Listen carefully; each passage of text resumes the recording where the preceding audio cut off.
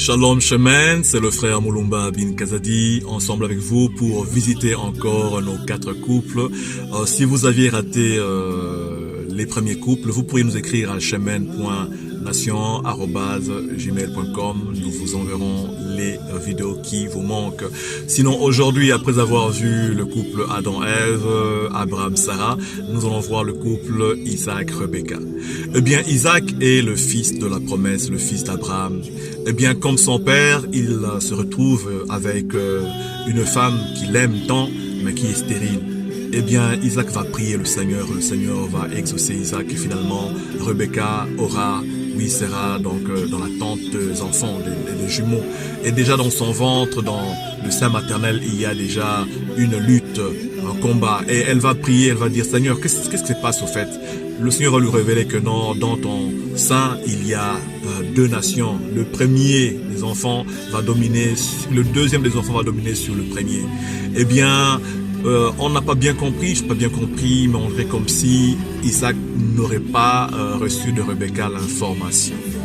Isaac est portateur, il transmet la bénédiction, mais il n'a pas reçu l'information, ou il n'aurait pas reçu l'information de Rebecca.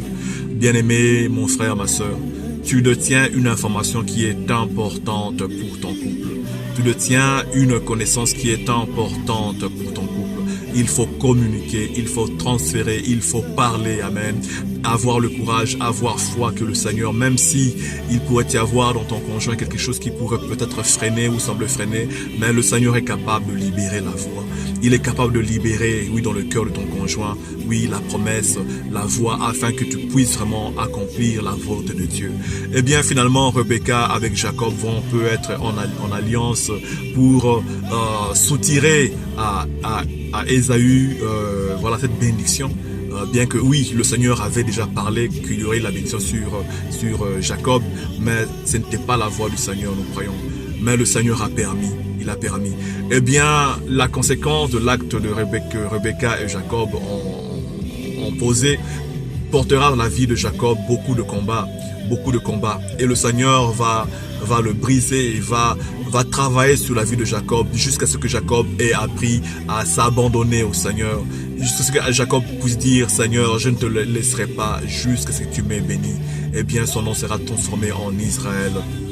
Eh bien, c'est ainsi, il y a des conséquences qui peuvent naître dans la vie de nos enfants suite au comportement, suite à ce que les parents font, suite à ce que les parents disent ou établissent ou ne disent pas ou ne font pas.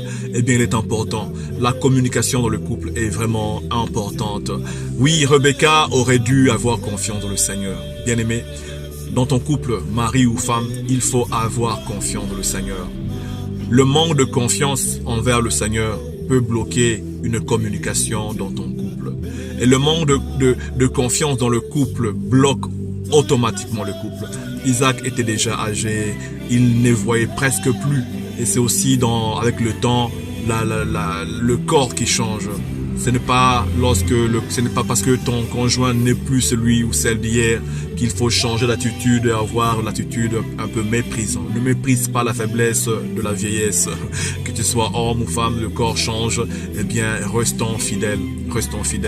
Le Seigneur est capable de transformer, de vivifier votre couple. Il est capable de restaurer votre couple. À cause d'Abraham, le Seigneur maintiendra la promesse. Amen. Il a donné la vision.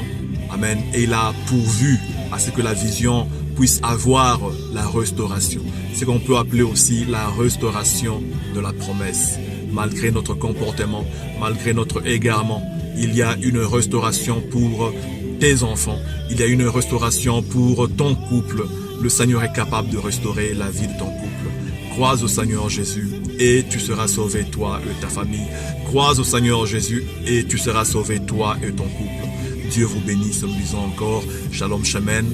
Et prochainement, nous verrons un très beau couple encore, Joseph et Marie. Dieu vous bénisse. Shalom Shemen.